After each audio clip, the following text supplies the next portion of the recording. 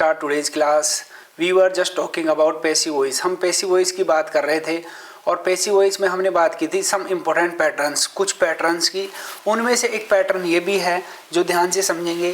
कौन सा है? देखो, टू प्लस इन्फिनेटिव के रूप में, मतलब टू प्लस इन्फिनेटिव के रूप में हम इसको पढ़ेंगे. टू के साथ यदि कोई वर्ब आती है, टू के साथ यदि कोई वर्ब आती है तो वो इन्फिनेटिव कहलाता है. तो देखो, हमने सेंटेंस बनाया है, he is suppose to do it. उससे उम्मीद की जाती है कि वह ये काम करे. तो टू प्लस फर्स्ट वर्ब आ रही है यहाँ पर, he is suppose to do it. उससे उम्मीद की जाती है कि ये काम करे. तो इसका पैसिव वॉइस बनाने के लिए हमने इट को लिखा और फिर इज सपोज टू और टू, और इसके साथ क्या लगाया? बी लगाया. क्या लगाया? बी लगाया. टू के साथ हमें क्या लगाना है? बी लगाना है. तो हमने आसानी से इसका पैसिव वॉइस, मतलब टू डू का पैसिव वॉइस आपको टू बी डन से बना. टू डू का passive voice to be done, और बाकी हमने सब्जेक्ट का ऑब्जेक्ट, ऑब्जेक्ट का सब्जेक्ट और वर्ब को जैसे के जैसे रखा. Is suppose to, is suppose to. ठीक है, यानी टू इन्फिनिटी के रूप में यदि इस तरह आता है एग्जाम्पल, तो हमें इस तरह सोल्व करना होगा. Next example, active voice, he is suppose to be doing it. तो इसका पैसिव वॉइस देखो, यहाँ पर आ रहा है टू बी डूइंग.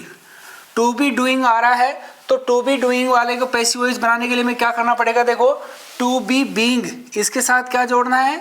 बीइंग जोड़ना है. To be being done by him. तो आसान तरीके से हमने इसको बनाया. तो एग्जाम्पल हमारा है, he is suppose to be being done by him. तो इसका पैसिव वॉइस आपने बनाया टू बी डूइंग का पैसिव वॉइस आपने बनाया to be being done.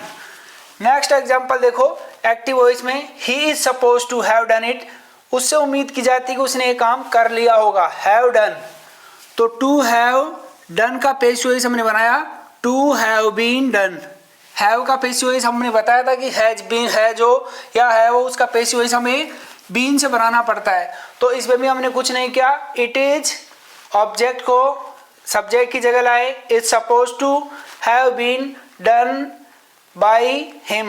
Next example है अपना एक्टिव वॉइस में, he is suppose to have been doing it. तो हैव बीन डूइंग इट का पैसिव वॉइस देखो, हैव बीन की जगह आपने यहाँ पर क्या किया? Have being done by him. तो आसानी से आपने इसको सीखा और समझा.